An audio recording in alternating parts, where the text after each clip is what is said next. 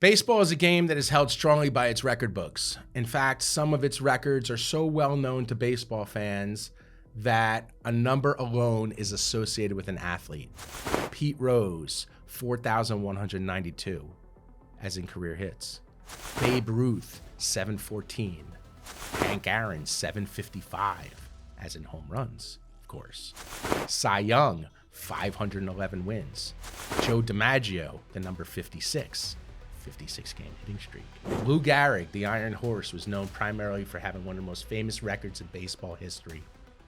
The Iron Man streak, 2,130 consecutive games played.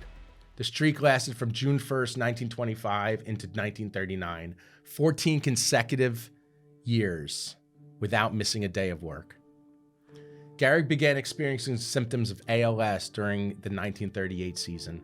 Statistically, Gehrig had a very good season in 1938, but he was showing considerable signs that something was wrong. When the Yankees started their spring training in 1939, Lou Gehrig clearly no longer possessed his once formidable power. Even his base running was affected, and at one point he collapsed on the field at the Yankees spring training park. As the 1939 season got underway, his coordination and speed deteriorated significantly. Gehrig's streak of 2,130 games ended in 1939, and he never played another Major League game. For the past 2 weeks, you've been reading about a bad Greg. Today, I consider myself the luckiest man on the face of the earth. Lou Gehrig died 2 short years after that in 1941 of ALS, which is now known as Lou Gehrig's disease. He was 37 years old.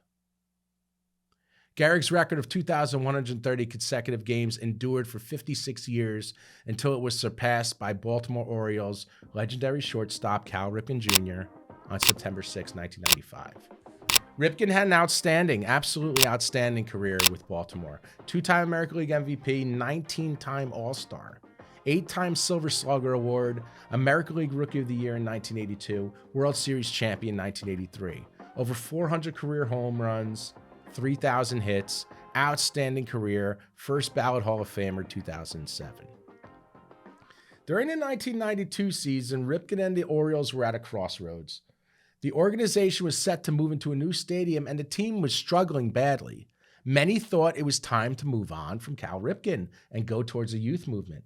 Cal was struggling. His numbers were dwindling, and many thought that he was putting the organization behind his streak, that the streak was the primary goal. But still, the Orioles rewarded him with a 5-year, $30 million contract, which was the largest in baseball history at the time. His slump continued into the 1993 season, but fans voted him into the All-Star game. He finished the season batting .257. After batting .251 in 1992, many thought he was washed up. After the strike-shortened season of 1994, baseball was in trouble. Many fans were upset that the strike shut down the season, and in 1985, attendance and TV ratings were way down compared to the season before. Baseball needed a hero, something to revitalize the sport and get the fan base back. Cal Ripken broke Lou Gehrig's consecutive game streak on ESPN's most viewed television event of the year. 2131 is now the new number associated with Cal Ripken, although some of the naysayers have a bone to pick with that record. 6 of the last 7 years hitting right around 250. Many think Cal Ripken should have been benched for a lack of performance many times in the 6 years leading up to the record.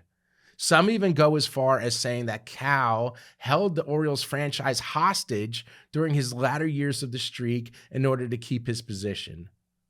That inevitably set the franchise back a bit and detoured a lot of young players, a lot of young good players from coming up in his place. Baseball returned to a fever pitch in 1998 due to an incredible home run race by Mark McGwire and Sammy Sosa as they were both chasing Roger Maris, 61.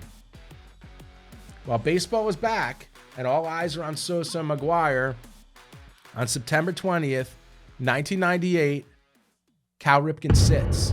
Cal Ripken decides to take a day off, ending the streak at 2,632 consecutive games over the course of 16 seasons. And we have the ticket to that. Here it is. It's a stub.